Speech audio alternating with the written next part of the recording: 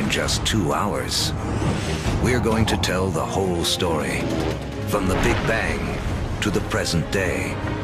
How the planet prepared for the rise of man. How the Stone Age led to the steam engine. How the first seeds sprouted into cities and civilizations. Everything is connected, and the path leads to you. It took history 13.7 billion years to unfold. We'll show you everything you need to know in the next 2 hours.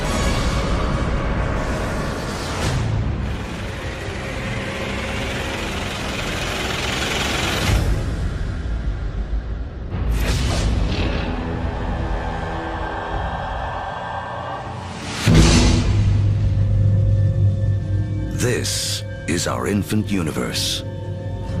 Everything that will ever exist, everything that will ever happen, all begins here, within this tiny bundle of energy, smaller than an atom. And right now, history as we know it is about to mysteriously begin. For reasons we may never know, our universe suddenly erupts.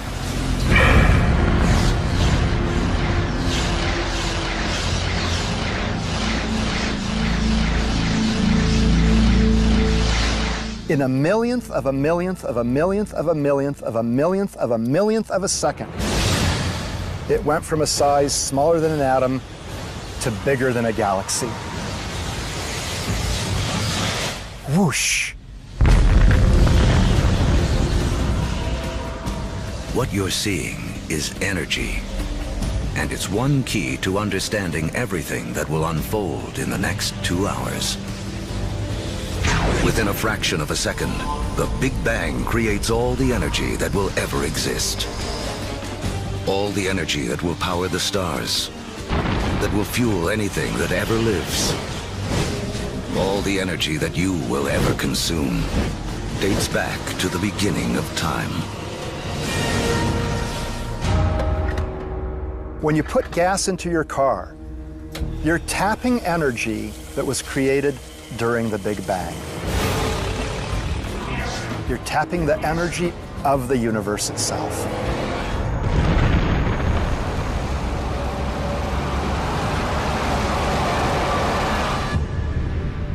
We're only a few minutes into our 2-hour journey, but already 380,000 years have passed. You are about to witness the birth of your original ancestors, the first atoms. This is hydrogen. The universe will use it to make everything in the world around us. Hydrogen is like a baseball team. You say, what player do I want to start my team with? Well, if I want to start a universe, I want to start it with hydrogen. Because from that, with a lot of heat and a lot of pressure, you can build more kinds of atoms. The first atoms blast through the early universe. And luckily for us, they don't spread out evenly. Because in those tiny pockets with more atoms, gravity, the great sculptor of the early universe, begins to work its magic.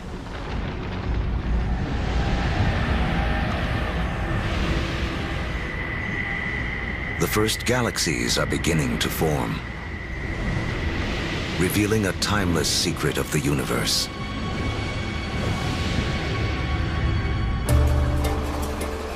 Throughout history, whenever more matter and energy can be drawn together in one place, more complex things can emerge. We have all of these urban centers around the planet where so much creativity, so much art, so much science, so much culture came about because of all these opportunities for things to interact with each other.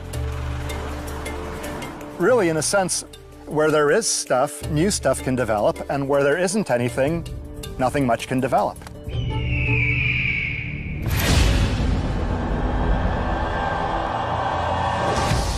"300 million years after the Big Bang, inside of forming galaxies, gravity continues to squeeze together clouds of gas and dust, causing pressure and heat to violently rise. When the temperature reaches 18 million degrees Fahrenheit, hydrogen atoms slam together, creating a new element, helium, and radiating bursts of energy.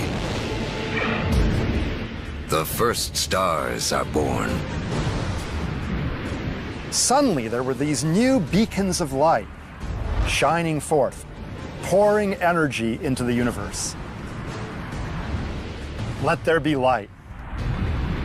But something is missing from this early universe. There are billions of stars, yet not a single planet. To form planets, and eventually people, to take the next leap that would make all of history possible, the universe needs more to work with than just hydrogen and helium. The complicated elements, the heavier things that we build stuff out of, for example, iron or life built out of carbon and things like that, they're actually manufactured in stars. We may see stars like our own sun as sources of light, but there is something bigger happening deep inside. Stars are element factories. They fuse hydrogen into helium, helium into lithium, forging 25 of the most common elements we'll need to live, including carbon, oxygen, nitrogen, and iron. So, more than 12 billion years ago, stars are already creating the element that will spur the Iron Age, allow for the building of cities, and the creation of some of mankind's most famous monuments. But a look at the Statue of Liberty reveals the next challenge awaiting the early universe. While the statue's frame is iron, her skin requires an element too heavy to be made in stars.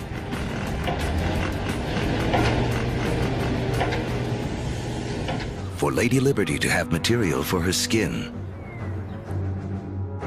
for there to be gold for wedding rings, or uranium for nuclear reactors, some elements had to be created another way. Stars don't have enough energy to do the job. But if the element factory isn't powerful enough, how about blowing up the factory? Just a few million years after the first stars formed, some of them exploded. Wham! These explosions, known as supernovas, are the biggest blasts in the universe since the Big Bang, providing the extra boost of energy needed to fuse heavier elements. In the fiery blast of their own destruction, stars create uranium, gold, all the rest of the elements that will fill our world, including copper. The periodic table of the elements is really sort of a library of matter in the universe. Those are your building blocks. Everything is coming out of that particular chemistry set.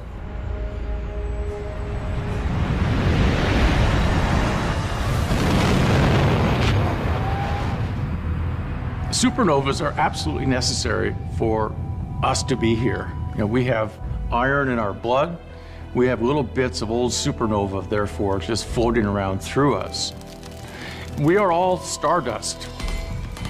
Copper and tin, Bronze Age. Without supernovas, there's no Bronze Age. Go to any supermarket and buy a multivitamin. And go and look in the ingredients. You'll find copper, you'll find zinc, you'll find selenium, you'll find all sorts of elements that can only be made in a supernova. The elements made by stars will become the seeds of life on Earth and the drivers of human history. But the journey has just begun. Before there can be life, the universe has to build us a suitable home. To build a proper house, you have to assemble the right materials all in one place. Now, when planets form, it's the same thing. It's the materials that you have at hand that's going to dictate the kind of house that your planet's going to be. To get enough of the right material in the right place all at once takes a very long time. Over the next 8 billion years, more than half of history as we know it, the element factories continue their work. Stars explode and are reborn. Each generation with more heavy elements than the last. Until 4.6 billion years ago. Finally, there are enough materials gathered for the next step on the path to us.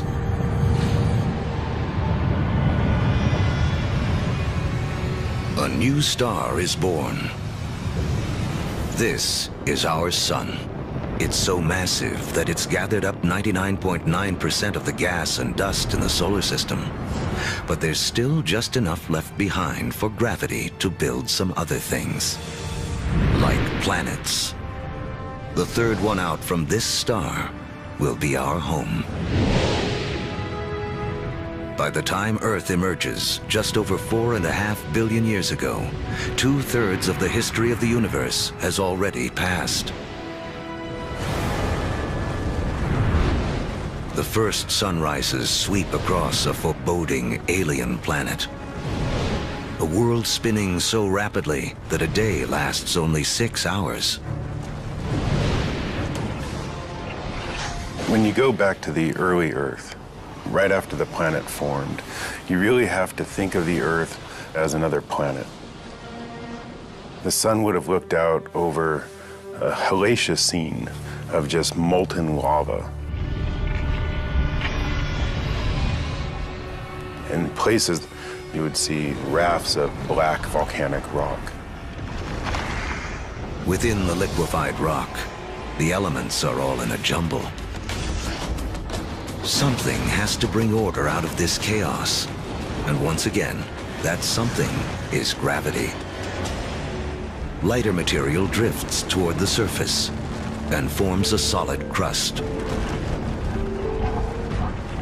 while heavier material sinks toward the center, forming a molten iron-nickel core. This churning liquid metal creates a magnetic field that reaches out into space.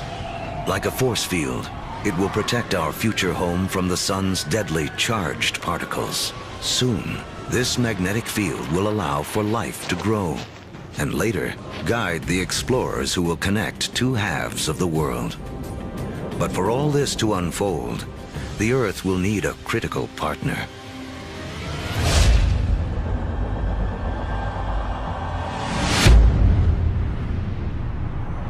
Four and a half billion years ago, an object the size of Mars smashes into the planet at 25,000 miles per hour.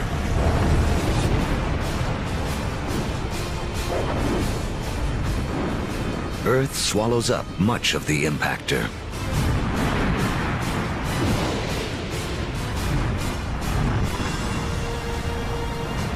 But a spray of molten debris is whipped off into space.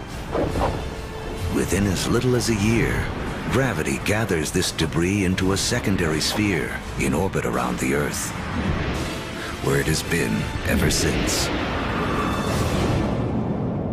The formation of the moon was an incredibly important event in Earth's history. And in fact, its creation over 4 billion years ago is really important to the Earth's climate today. The moon keeps Earth steady. Its gravitational pull prevents the planet from wobbling, saving us from wild climate swings. And the collision that formed the moon leaves Earth tilted on its axis, giving the planet a key ingredient to life: seasons. Having seasons is very, very important for the evolution of life on the Earth. And having some stability in the tilt of those axes, that's very, very important also for maintaining life on the Earth. The moon's gravity also begins to slow Earth's rotation, which will eventually lengthen our days from 6 hours to 24.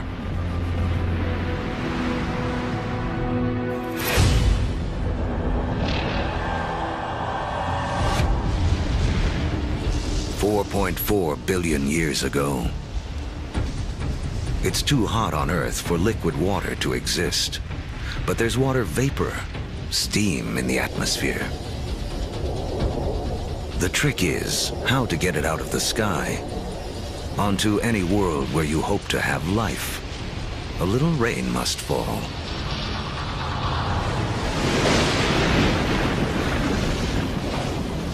For millions of years, as the planet cools, rain pours down, forming puddles, lakes, and eventually our oceans.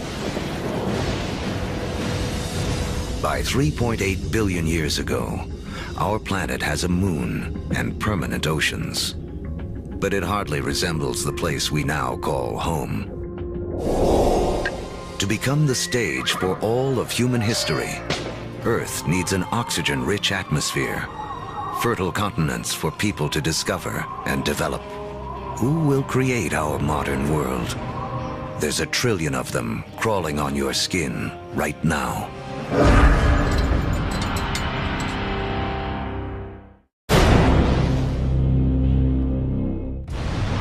We're telling the history of the world in 2 hours, from the Big Bang to the present day. And our modern world holds important clues to the story. In fact, structures like this hide a mysterious link to the first life on Earth.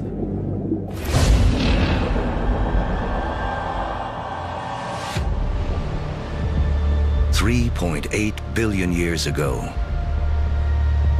beneath the surface of our primeval oceans,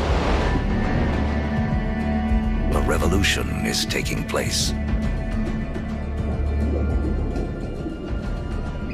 6 simple elements, including hydrogen from the Big Bang, and oxygen, carbon, and nitrogen created by stars, have combined to form the key substances that will make up all life, including us.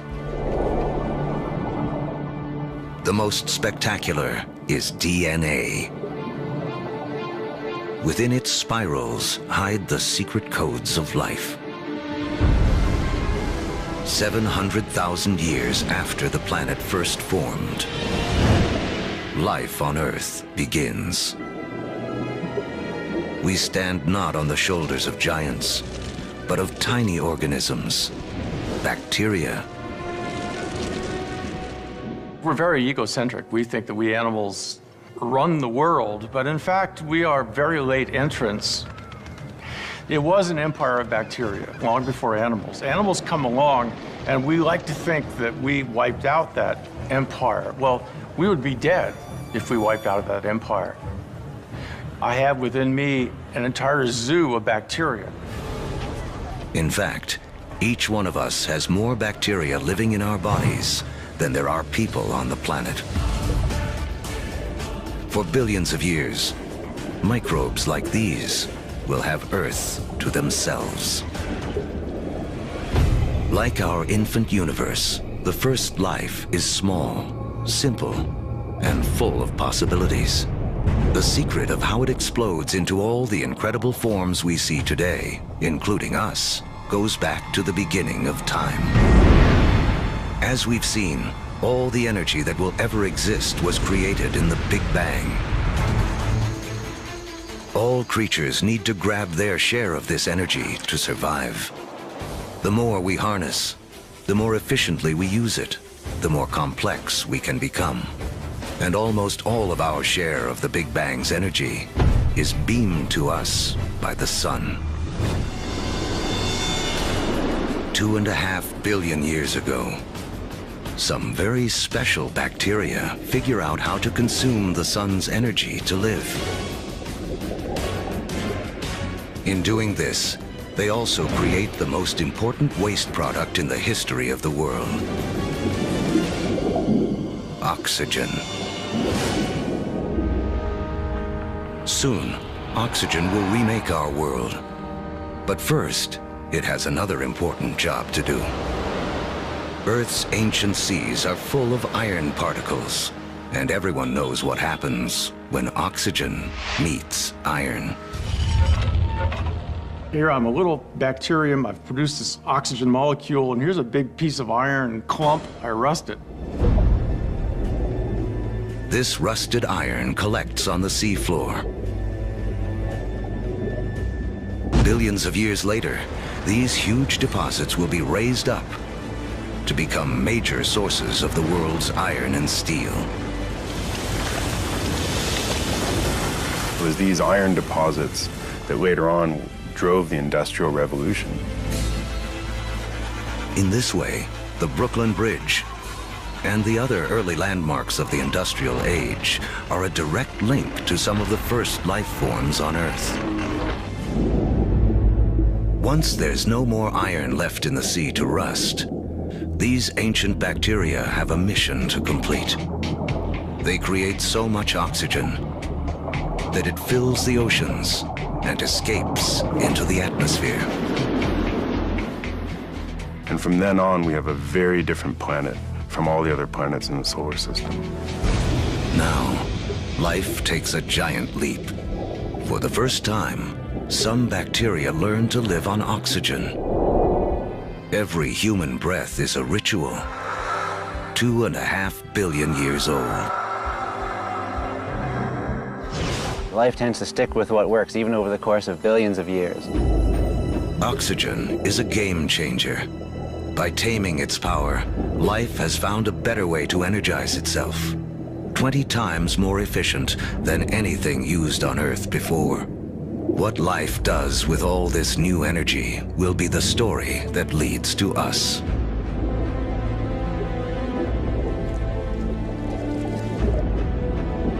Over the next 2 billion years, life becomes more complex.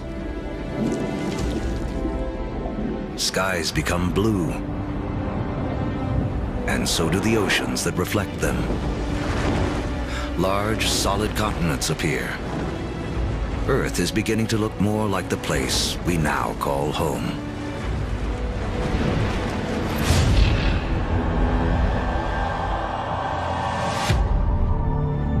$550 million years ago, as the planet celebrates its 4 billionth birthday, oxygen levels in the atmosphere have risen from next to nothing to as much as 13%.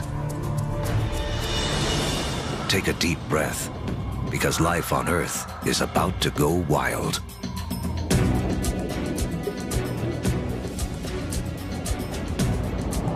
This is the Cambrian explosion, biology's version of the Big Bang.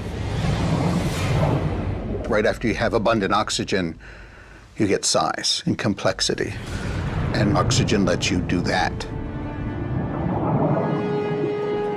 It's in this breathtaking span of roughly 30 million years that most of the major animal groups evolve. By 500 million years ago, the first bony fish have evolved in the seas. These fish are our direct ancestors. Though they look nothing like us, they evolve the body parts that will make our own bodies possible, including a spine and a mouth with jaws and teeth. We owe a great deal to our fish ancestors. In fact, all vertebrates today really represent modifications of the original fish body plan.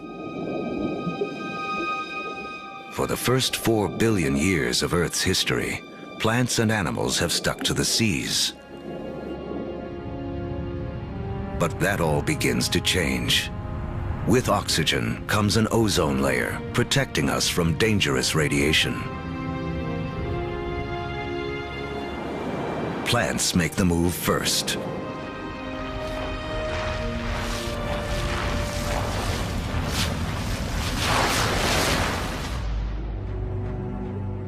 Around 400 million years ago, animals are ready to take the leap.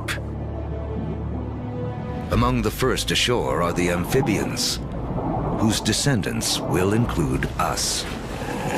The most amazing thing about animal evolution ever, for me personally, is that moment that first amphibian walks out of the primeval ocean onto land and takes a big gulp of air. Kind of like great-great-great-great-great-great-grandpa coming out of the ocean and seeing this fantastic world. it's like, hey, I can live here. Look at those trees, look at those bugs, there's food here, I can do this.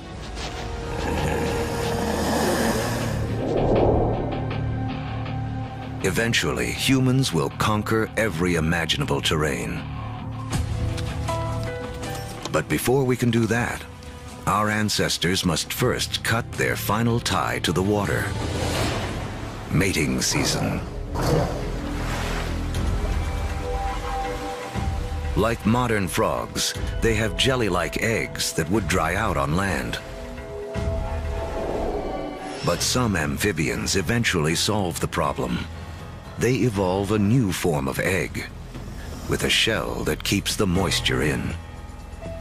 This allows us to carry the ocean with us, onto land, and signals the evolution of amphibians into reptiles.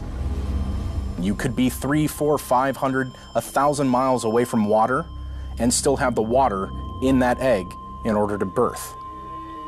That is the key. It cuts that final tie to the ocean. That way we could colonize the rest of the land.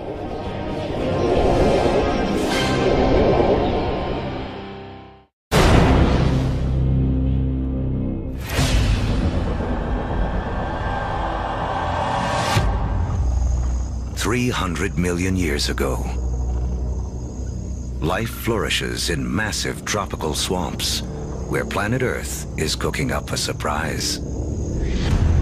As plants die here, they are buried, compacted, and cooked.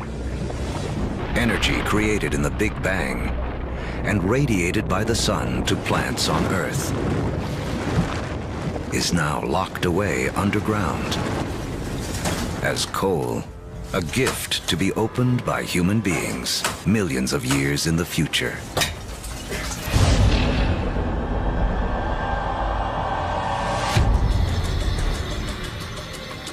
$250 million years ago, an apocalypse unfolds. The biggest spike in volcanic activity since the early days of the planet. The atmosphere is choked with carbon dioxide, and the diversity of animal life spawned in the Cambrian explosion is stopped dead in its tracks. More than 70% of all species on Earth go extinct in the worst mass die-off in history, the Permian extinction. Extinction is a recurring character in the story of planet Earth. 5 times in the last 500 million years, some cataclysm wiped out the dominant species. It's a reshuffling of the deck that allows new creatures to take hold. New creatures like the dinosaurs. Dinosaurs will reign for the next 160 million years. During that time, the first hardwood forests appear.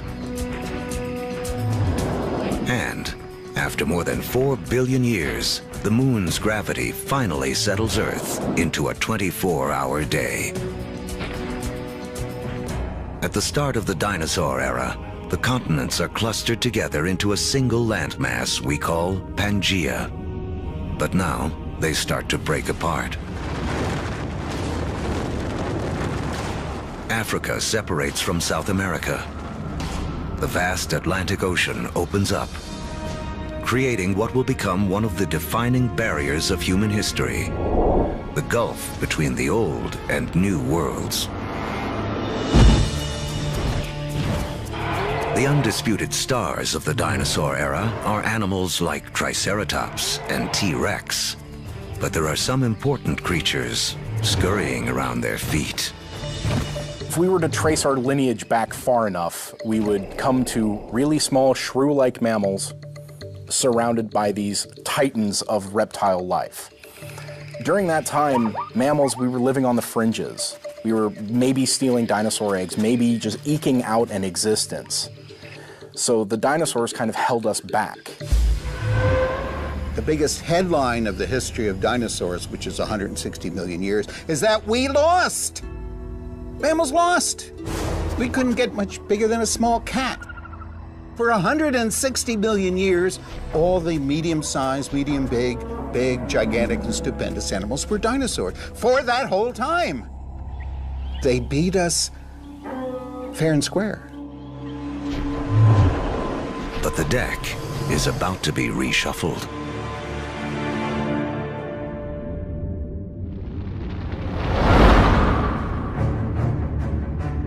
"65 million years ago, a 6-mile-wide object, likely an asteroid, slams into the Earth.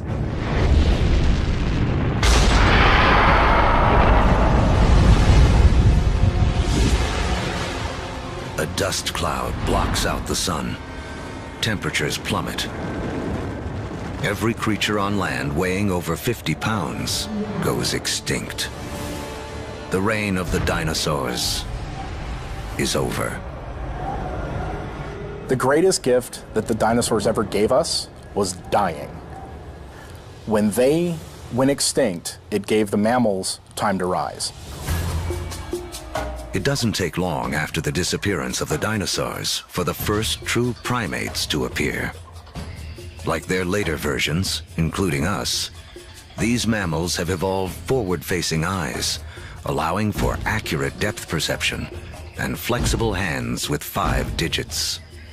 They have 5 fingers, just like us, which means we can grasp things. If you think about other animals that don't have digits organized the way ours are, their ability to hold things, to manipulate objects, is much more limited. 50 million years ago, our primate ancestors are evolving on a planet that is warming. It's so hot, there are jungles at the poles. As the continents drift, the Americas and Africa have almost fully taken shape. But in northern Africa, modern-day Egypt is submerged beneath an ancient sea. On the floor of that sea live small shelled creatures called nummulites. Their shells, made of calcium and carbon, pile up on the sea bottom over millions of years, where they form into limestone. Limestone that will be used to build the Great Pyramids. If you look closely at the pyramids today, you can still see evidence that these 4,000-year-old monuments are, in fact, made of 50-million-year-old seashells.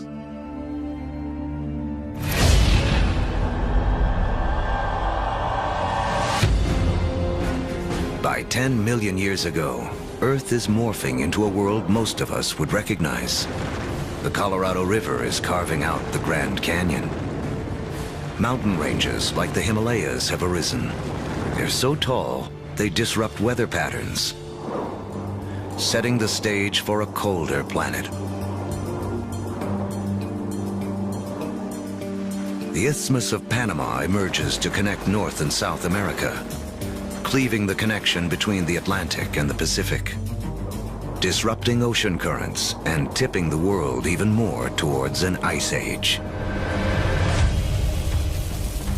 With the planet getting colder, our primate ancestors hang on in the tropics. But a new creature is coming in that threatens to destroy them.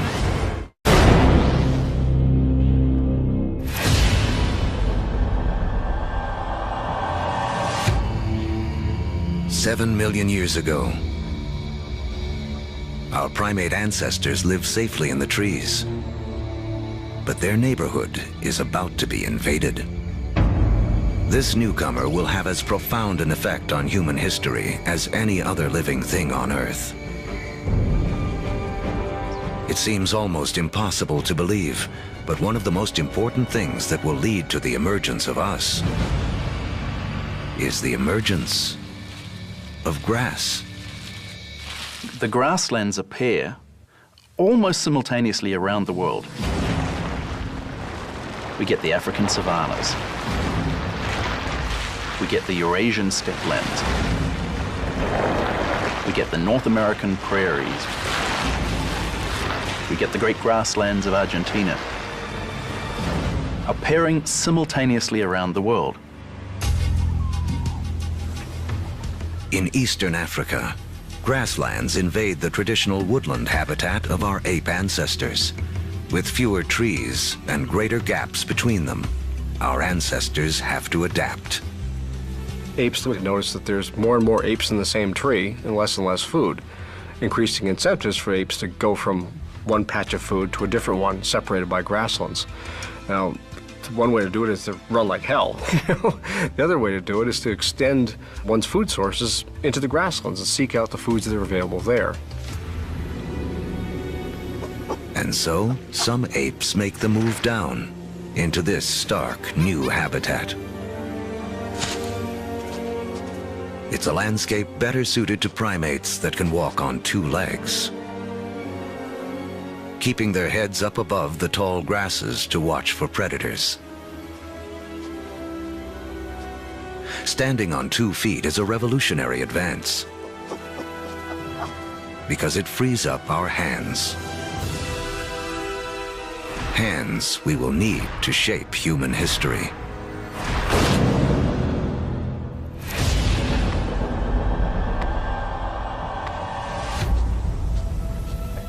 $2.6 million years ago,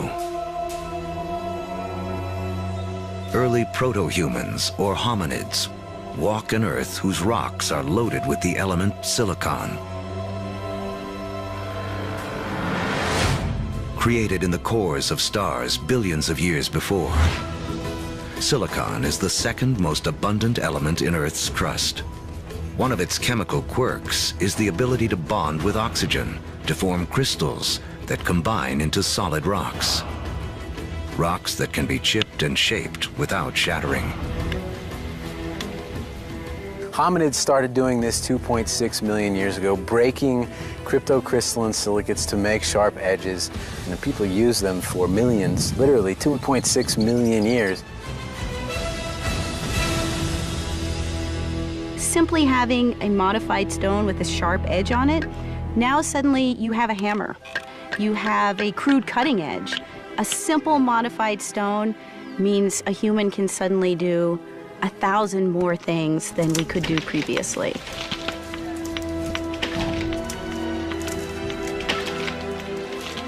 That little extra bit of technology enabled our ancestors to persist and eventually turn into us.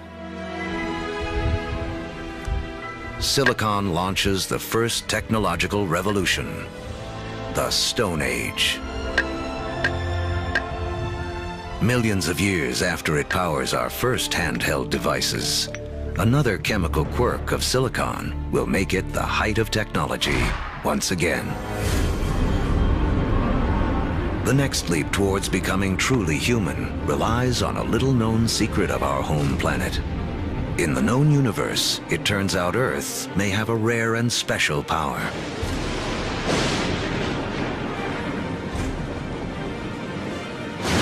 Of all the planets and moons in the solar system, we think that Earth is unique in the ability to sustain fire.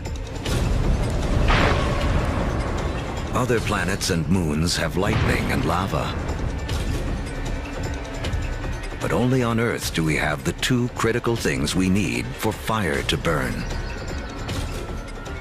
A vast fuel supply in the form of plants and trees, and an atmosphere full of oxygen to fan the flames. If fire wasn't a possibility, you'd have nothing like us running around. Homo sapiens, they made a world with fire.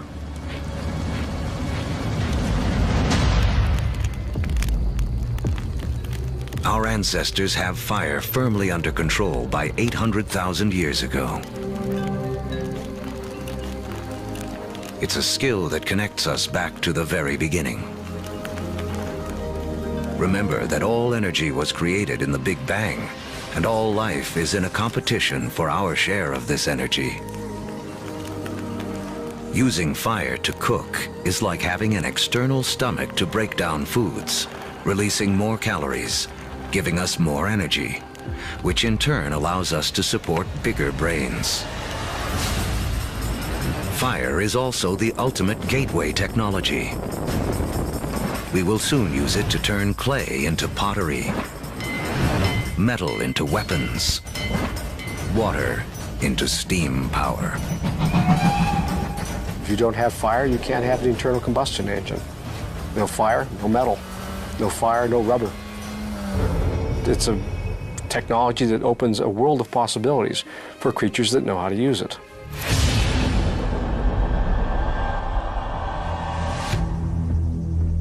"200,000 years ago,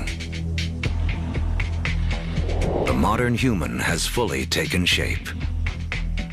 The larynx, or voice box, which is high up in the throat in our ancestors, descends. More complex sounds are now possible. We begin to speak. For the first time, information can be shared between individuals and across generations. Humans have gained a critical advantage over every other creature on Earth. You can tell my grandfather said that when the elephants didn't show up, we go off and hunted zebras. You know, my aunt told me that her cousin found this water hole on the other side of that river. And we can all benefit and we can all understand what they mean when they're describing what they found out on that landscape.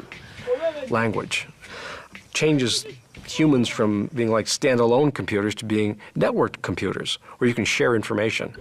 You know, one doesn't need to depend on one's own personal experience.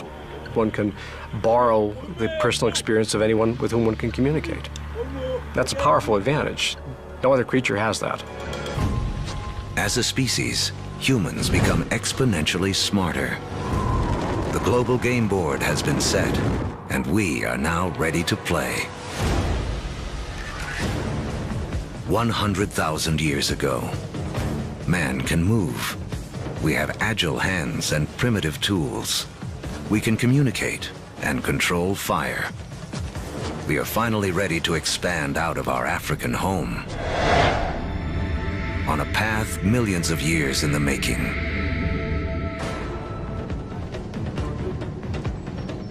Shifting continents have linked Africa and Eurasia into the largest contiguous landmass on Earth, Afro-Eurasia. 33 million square miles, more than twice the surface area of our entire moon. For early humans, this means more than half the land on Earth can be reached on foot. Human dispersal was a crucial game changer. We are one of the few primates that live on more than one continent simultaneously. So what that means is that we're better insulated from the kinds of things that cause big mammals to become extinct than other primates are. It's extinction insurance. Dispersal is extinction insurance. But just as the world begins to open itself up to man, the planet turns on us. An ice age begins. Now the planet will test us like never before. By 50,000 years ago, glaciers begin to advance down from the North Pole. At the same time, humans continue their conquest of the globe, arriving in China and Australia. By 30,000 years ago, Homo sapiens reach Europe for the first time. By 20,000 years ago, with the ice nearing its most extreme, the march of man reaches the frigid tundra of northeast Siberia. Despite the trials of the Ice Age, man endures and develops the last skills we will need to be truly human. The clues lie in these symbols. We have taken an intellectual leap to think beyond the here and now, beyond what is simply needed to survive. We can only start saying we have an organism that is human, that is the same as us, when we start seeing evidence of symbolic thought. It's when we start seeing a picture of a cow that everybody will recognize as the picture of a cow. Because only when we start seeing all of those things can we say that is a human. People or creatures that think like us, that see the world in the same way as us. And from that moment on, human history was marked to be radically different to any other species on this planet. Now, with huge amounts of the planet's water locked up in ice, sea levels plummet by 300 to 400 feet. The last great barrier to the spread of man is erased. We come across the Bering Land Bridge from Siberia to North America. We are telling the history of the world in 2 hours, and in just 1 hour, more than 13 billion years have already passed. These years of preparation have allowed man to finally emerge and spread out across the planet. And human history as we know it can truly begin.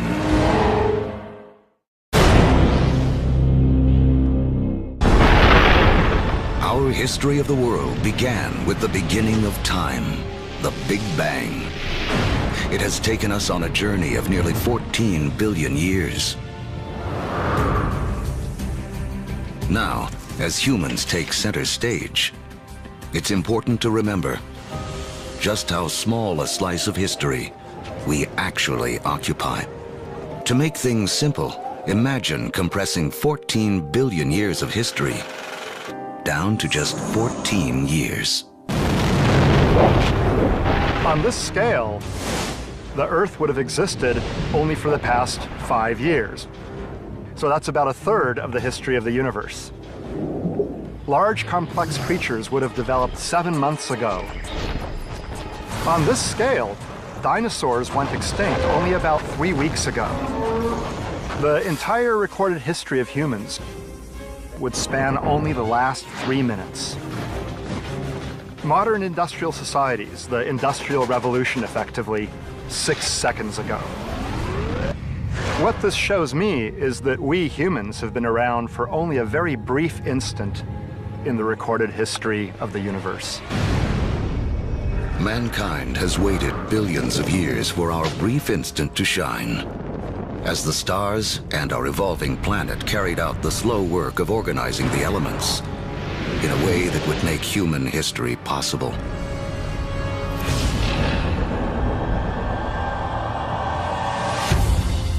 It's 10,000 BC, less than 100,000 years after expanding out of Africa.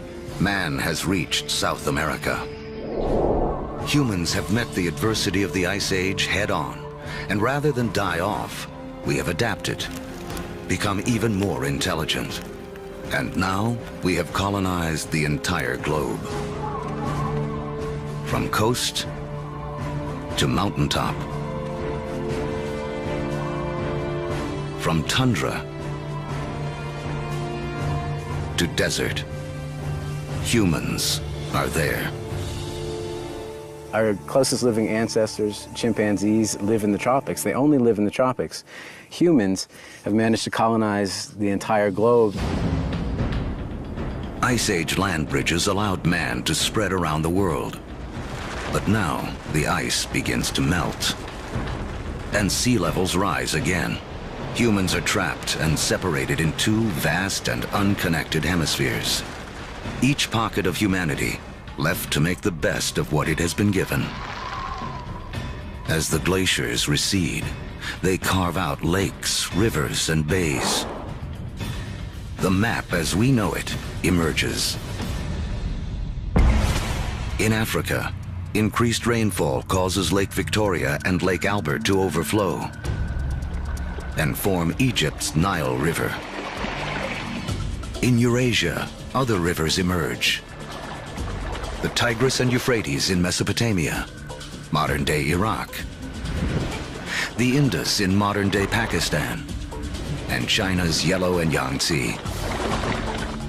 These river valleys become critically important for how human history will now be played out following the retreat of these ice sheets.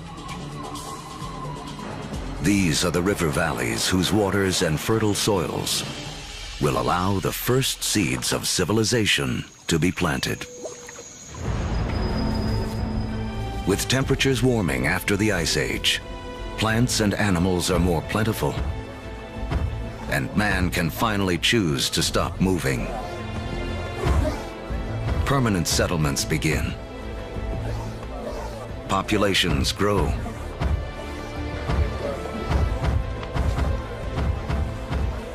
With more mouths to feed, our ancestors have to get clever. They had to find a way to increase the amount of food they could get from the surroundings. Now, one discovery forever changes the planet and the path of mankind. We learn to plant seeds. And the seeds we sow come from the same plants that millions of years earlier spurred our evolution from ape to man. The unheralded hero of human history, grass. A grass seed is tiny, right? It's no food. I can hunt a bison or I can take grass. I'm gonna hunt a bison, right? Ironically, grass seeds become the most important food crops in the world, but they're the things that are ignored by hunter-gatherers for thousands and thousands of years. People don't start using them until they absolutely have to use them. Some of the species of grass that we are most familiar with includes sugarcane. It includes wheat and rye and barley. All of the cereal crops are types of grass. So it's not just that beautiful green lawn that we measure our middle-class success from. It's also the staple crop upon which civilization depends. It is the majority of our calorie intake. Once again, it all goes back to the Big Bang. Central to the story of all life is our competition for that energy created at the beginning of time. Just as oxygen gave us an edge, just as fire allowed us to consume more calories. Switching to farming is an energy revolution. A hunter-gatherer needs 10 square miles of territory to provide himself with enough sustenance, enough energy in the form of plants and meat to survive. A farmer can harvest the sun's energy so efficiently, he can fulfill his needs using only 1/10 of a square mile of land. In the warming after the last ice age, farming begins to take hold in 6 places around the globe. But by the fortunes of geography, no place in the ancient world has a better concentration of plants and animals that can be domesticated than the Middle East's Fertile Crescent. In the Middle East, we have this remarkable convergence of species that seem to have been susceptible to domestication, both plants and animals. In terms of animals, we're talking about cattle, pigs, sheep, and goats. In terms of plants, 2 varieties of wheat, rye, barley, lentils, figs, all in this very small part of the world. Unlike the Fertile Crescent and the rest of Afro-Eurasia, places like sub-Saharan Africa and the Americas have very few wild species that can be easily domesticated. It's a critical difference. People blessed with the right mix of plants and animals will become more powerful and get a massive head start on the road to the modern world.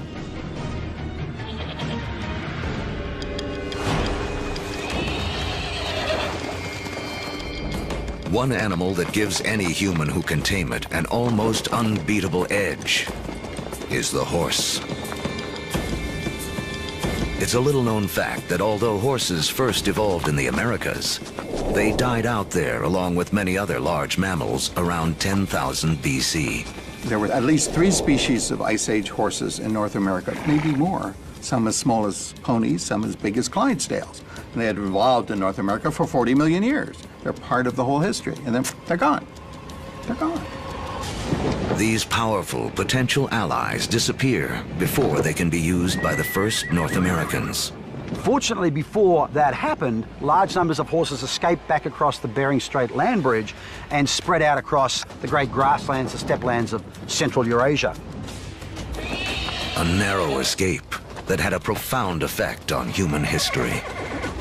Around 4000 BC, nomadic people in Central Asia learned to tame them for the first time. Domesticated horses will be harnessed across Eurasia, advancing everything from work to warfare. Perhaps no other animal has had a bigger influence on the course of human history. And the circle wouldn't be complete for another 5,000 years, when Christopher Columbus would bring horses with him on his second voyage to the Americas. His horses would be the first to set hooves in the Americas since the Great Die-Off over 10,000 years earlier.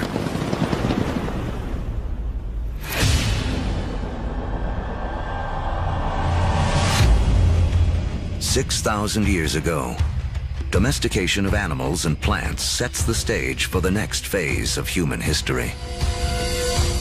Like clouds of interstellar dust gathering in material to form stars, a type of gravity is at work as places like Sumeria, located in part of the Fertile Crescent known as Mesopotamia, draw in people, support large populations, and spin up into centers of power and innovation.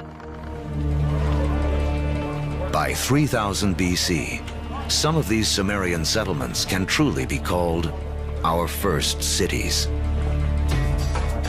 One of them, Uruk, has around 50,000 people living in less than 1 square mile.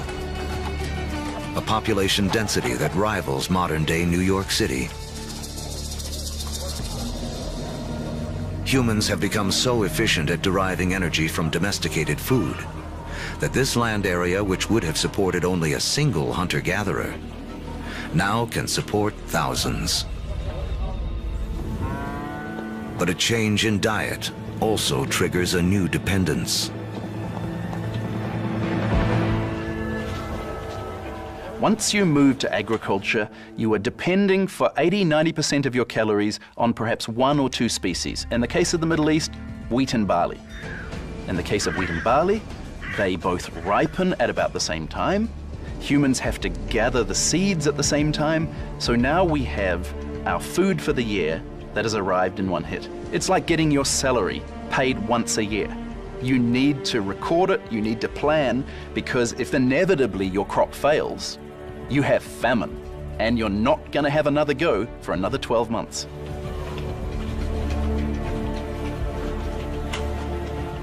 In these first cities, crops are king. To keep track of them, our ancestors developed the first writing. To protect them, the first armies. And to administer them, the beginnings of politics. When you have hundreds or thousands of people who are living together, there's simply too many people to sort of run around and create a census. It creates a need for government. It creates a need for some form of social and political hierarchy. Planting seeds has set man on a new path. Settlements have grown into cities. But to take the next epic step from city to civilization, we'll need the help of a very surprising creature.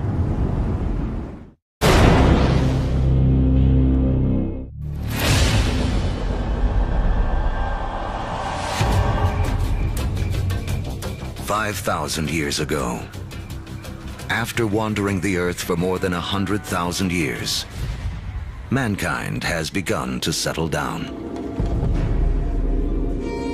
We cluster near rivers, along the Tigris and Euphrates, the Nile, the Indus, the Yellow and Yangtze. Civilizations are about to take off. But first, they must all master one thing: trade. The more they exchange goods and learn from other lands, the faster they grow. It seems that long-distance trade and communication is a necessary precursor to allow urban civilization as we know it. And surprisingly, the first civilizations arise on the back of a creature with a lowly reputation in the modern world: the donkey. The donkey caravan is the interstate highway and high-speed internet of its day. Their routes will lay the groundwork for the modern world. Moving not only goods like timber and bronze, but ideas and stories. The civilizations they connect will be some of the first described in the Bible. The caravan routes converge at the Persian Gulf, where they link up with ships that carry goods to India. It essentially brought these civilizations together into great cultural and material exchange, and really was the beginning of the trend towards globalization. It is a key to understanding how our world works to this day. Just like the first civilizations, we trade and form networks. These networks form hubs. And throughout history, being at that hub has meant one thing. The amount of ideas, the amount of cargo that passes through a region seems to have a direct correlation to how powerful and important they are. By 2000 BC, humans have gone from humble huts to massive monuments. In Africa, great pyramids arise on the banks of the Nile. The first stages of Stonehenge rise up in ancient Britain. And back in Samaria, artificial temple mounds called ziggurats climb ever higher toward the heavens. To cement these massive structures together, the builders of Samaria turned to a substance that oozes from seepages along the Euphrates River. It's called bitumen. Used as asphalt in the modern world, it is the first petroleum product to be exploited by mankind. While bitumen is highly prized, the lighter, thinner substance oozing from the ground along with it is considered a nuisance by the ancients because it catches fire so easily. The ancients call it naphtha. We call it gasoline. And it's one of the first indications of the vast oil fields that will one day turn the cradle of civilization into a center of wealth and warfare. The legacy of these first civilizations can be seen in surprising ways.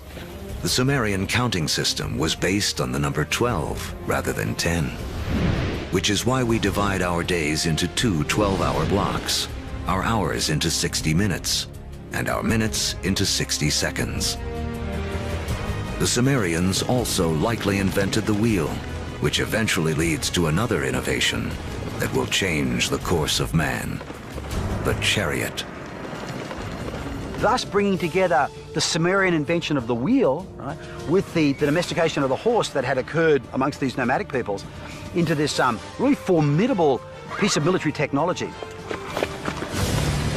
Around 1200 BC, a chariot-driven clash of civilizations cuts off trade routes for copper and tin, the metals we need to make bronze tools and weapons. But luckily, the stars have made us an alternative: iron. Now, metalsmiths make a crucial discovery. By working at higher temperatures, they can release the power of this ancient metal. Easier to sharpen and 700 times more common on Earth than copper. It is a game changer. Humanity enters the Iron Age.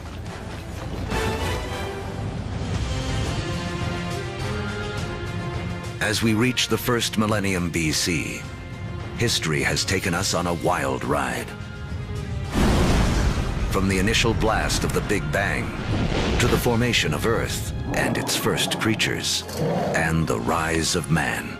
We've seen the Ice Age create bridges to spread mankind around the world, then strand us on different continents, leaving us to survive on what we have at hand. So by 1000 BC, the world remains a divided place. The trade network that connects much of Eurasia and North Africa doesn't yet penetrate the planet's driest deserts or cross the vastest oceans. Cut off by geography are people in places like sub-Saharan Africa and the Americas. With few easy-to-domesticate plants and animals of their own, they remain tied to more ancient ways of life.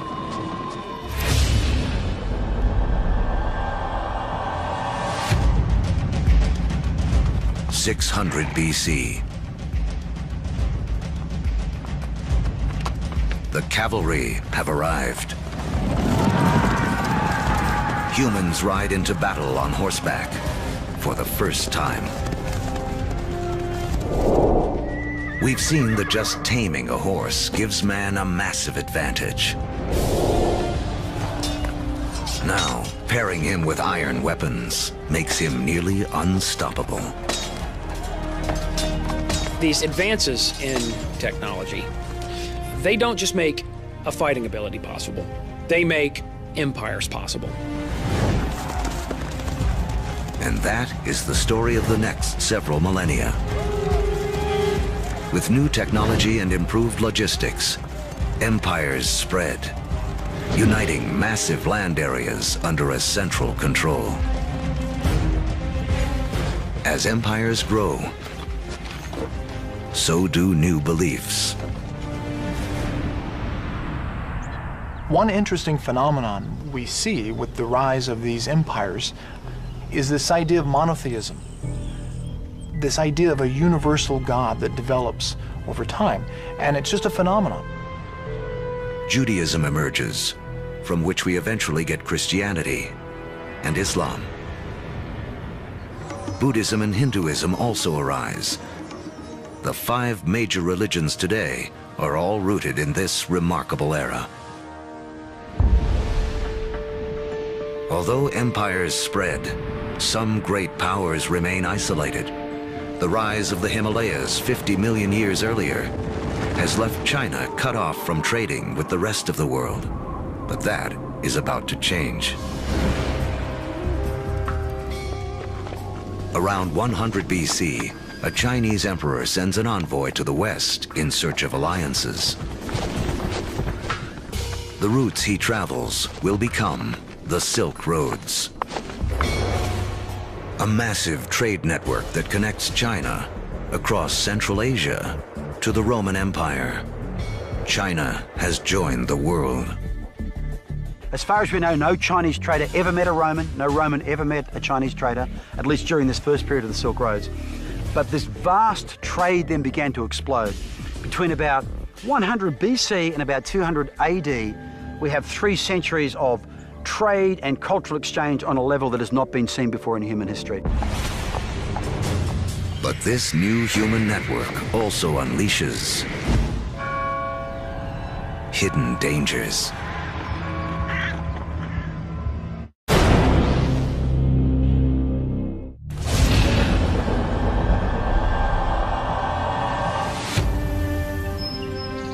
By the beginning of the Common Era, great empires have risen and a massive trading network connects most of Europe and Asia.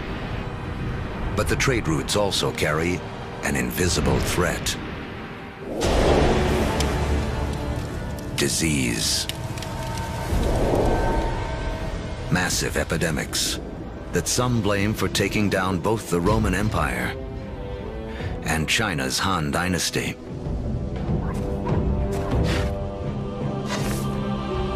But these networks also lead to the spread of religion.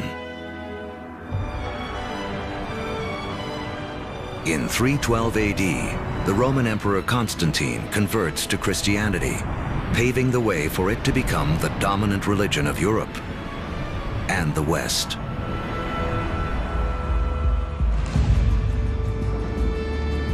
Three centuries later, Islam also emerges. A religion that will, for a time, unify a territory 2.5 times larger than Rome ever was. Arab trade will drive innovation for the next 1,000 years and expand the global network to places it has never gone before. The Arabs are sitting in the middle of Afro-Eurasia. There are Arab traders who are sailing off to China. There are Arab traders who are traveling all the way to the Atlantic Ocean. So they are sitting in the middle of the hub. One secret to Arab trade: the camel. A creature whose ancestor, like the horse, escaped across the Bering Land Bridge out of North America. A caravan of 6 camels can lug as much as 2 tons of cargo as far as 60 miles a day, twice the load of a donkey caravan in half the time.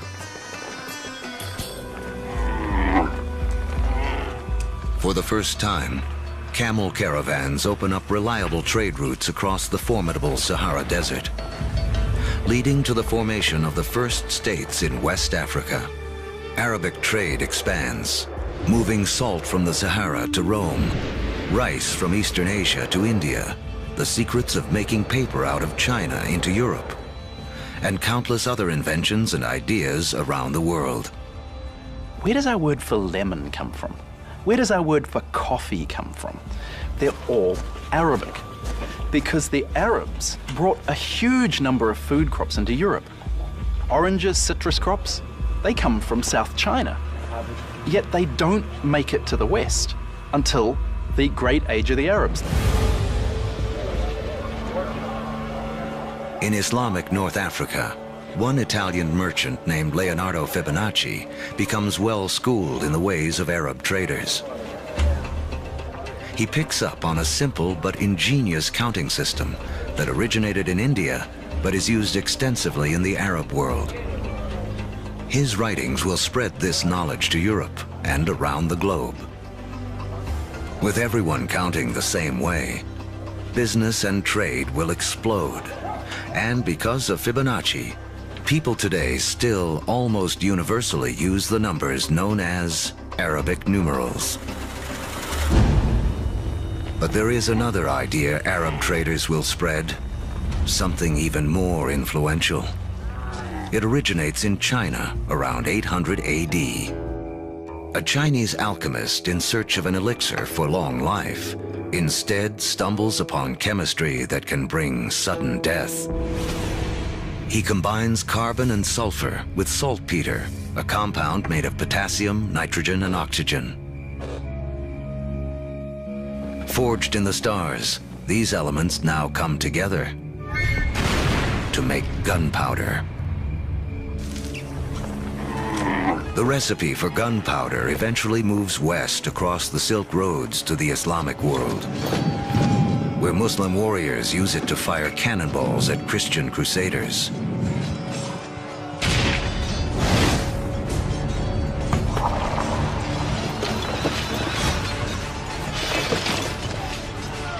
Europeans pick up on the idea, embracing and perfecting gunpowder weapons.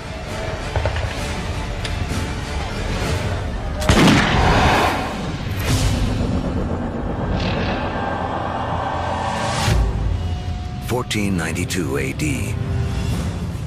There are roughly 400 million people in the world, but it is still divided in two. In the Americas, the civilizations of the Aztecs, Mayans, and Incas have all arisen. While halfway around the world, in the aftermath of the fall of Rome, Europe has cracked like an egg into individual states. For Italian-born Christopher Columbus, this means he can appeal for funding from a succession of European rulers, until he finally convinces the King and Queen of Spain to back his expeditions. It has taken all of Earth's history to make Columbus's journey possible. For tacking into the wind, he uses triangular sails, a technology copied from the Arabs. To guide him, the compass, an invention from China.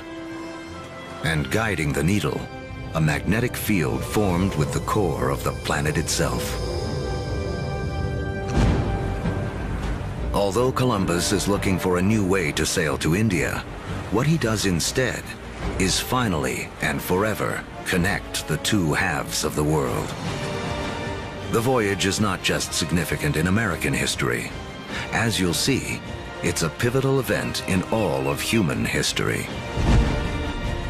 Nothing will ever be the same.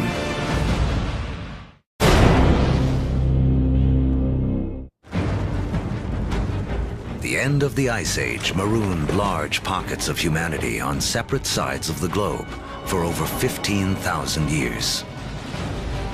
Now, that's all about to change. The voyage of Christopher Columbus in 1492 is taught as one of the most significant events in American history. In fact, it's one of the most significant events in all of human history. prior to that voyage, the Great World Zones had existed largely in isolation. By crossing the Atlantic, Columbus opens up the vast American world zone, these two enormous continents of North and South America, with the millions of people that are living there, the resources that are available. And for the first time, people living in Eurasia become aware of this other part of the world. Until the voyage of Columbus, these people may as well have been living on different planets, so isolated were they. A trade network that started with the first civilizations, connected Europe, Asia, and Africa, now reaches across the Atlantic. In this vast new global network, new hubs will form. And once again, power will shift. For most of the last 2,000 years, Europe hasn't been that important. Then we get the age of Columbus, and what do you know? This is exactly the time where we see the rise of the West. This is when the West starts taking over, when it gets itself smack bang in the middle of the biggest exchange network the world has ever seen. Now, foods that had been isolated on disconnected continents begin to move around the world. Maize from the Americas shows up in Egypt and China. Potatoes from the Andes prove perfectly suited to the soils of Ireland and Russia. The old Fertile Crescent grains, like wheat, begin to feed the Americas. New foods mean more calories, more energy. Within 3 centuries of Columbus's voyage, the population of the world will more than double to 900 million. But the unequal hands dealt to the 2 hemispheres now play out in a deadly climax.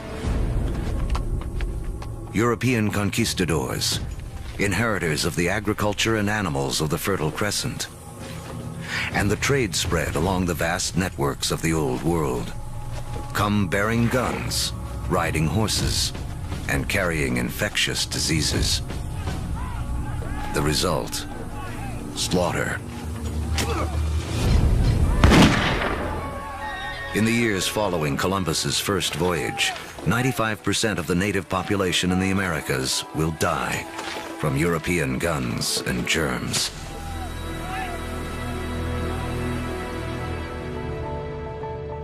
Once the hemispheres are connected, nothing can ever be the same.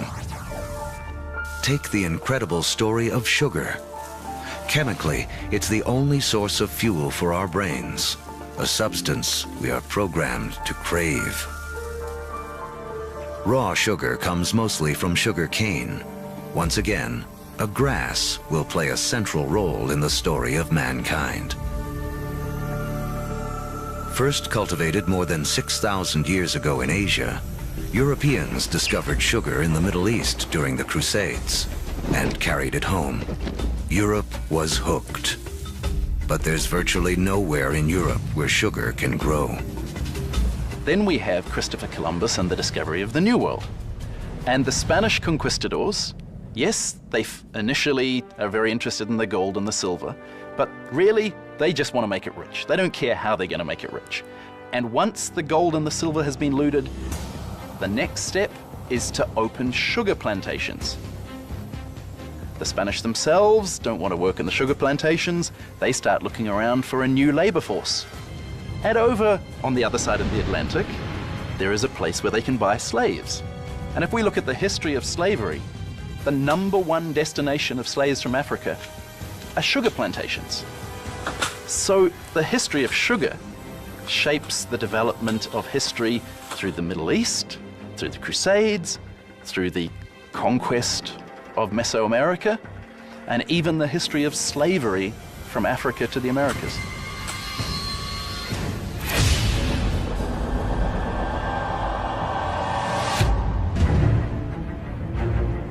In the year 1700, mankind has hit a wall. Most humans continue to live simple lives, more like our ancient ancestors than our own. When you think back to the world in 1700, most people were farmers, most people practiced small-scale subsistence agriculture, most manufacturing was done in workshops. In 1700, it takes over a year for cargo and information to circle the planet. longer than it would take us today to get to Mars. What's holding us back is how we power our lives. In Egypt of 2000 BC, 90% of all work was done by human muscle, with animals kicking in the rest. By 1700 in Europe, the majority of work, 70%, is still driven by human muscle. Muscle power alone can't clear the path to the modern age. But there's a breakthrough hidden deep within the Earth.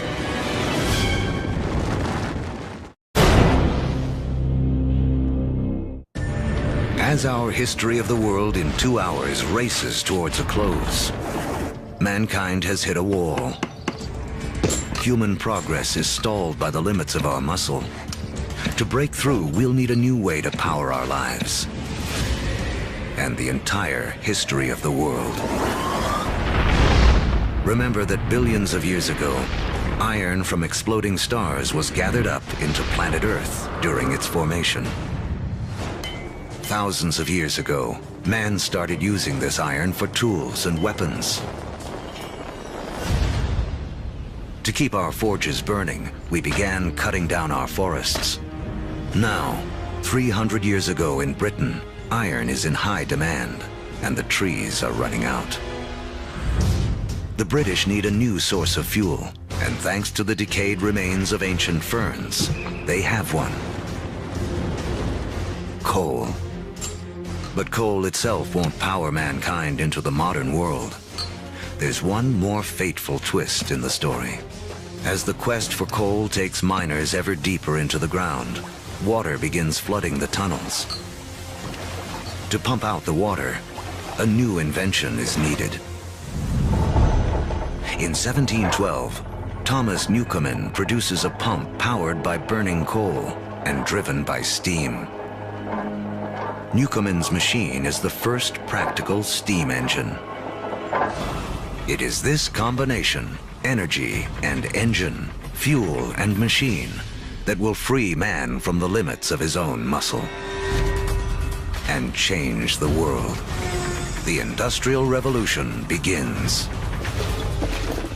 Along with political revolutions in America and later France, this technological revolution forever transforms the landscape of the world. And before long, the Atlantic world has become the new economic, therefore cultural, therefore political, therefore military leader, and will utterly dominate global geopolitics from that moment to this. Trains thunder across the countryside. By the 1870s, the internal combustion engine has arrived, and the Germans invent its killer app, the automobile. Oil, the substance which the ancients considered too flammable to be of any use, becomes the most important commodity on the planet, fueling even more innovation.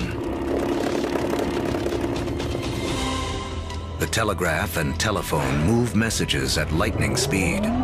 With electricity, mankind reclaims the night from darkness. The hub of power has shifted. In 1800, Europeans and their descendants controlled 35% of the land on Earth. By 1900, they control 85%. By the 20th century, fossil fuels and the internal combustion engine have amplified everything, including warfare. That technology meant that military power and military conquest was something that could be international in a way that it had never been before. In the 20th century, almost 3 times as many people are killed as a result of war as in the previous 2,000 years of human history combined. The application of the industrial skills, the industrial technologies of the 18th century reached their culmination, I think, with these extraordinary events. And it's all being driven again by the micro-fossilized bodies of organic entities that disappeared into ancient swamps millions and millions of years ago. The Industrial Revolution also allows the human population to explode. It has taken 200,000 years of human history, from the dawn of man to the year 1900, for the population to reach 1.6 billion. Now, within the 100 years of the 20th century, it nearly quadruples to more than 6 billion. The 20th century is the most extraordinary moment in human history. Never before have we seen change on such a scale.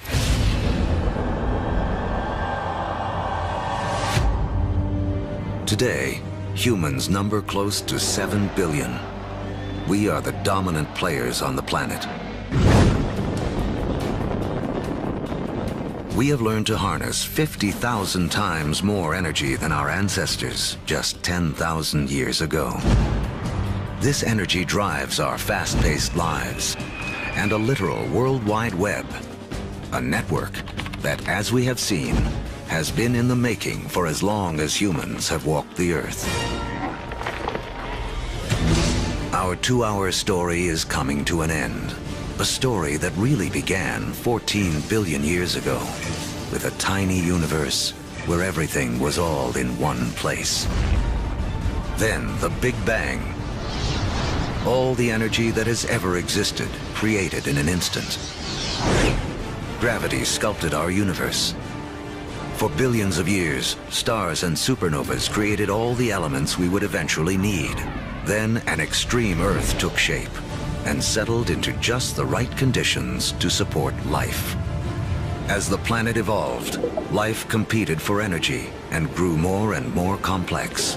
Eventually, the conditions were right for our species to rise. We mastered stone and fire. When the Ice Age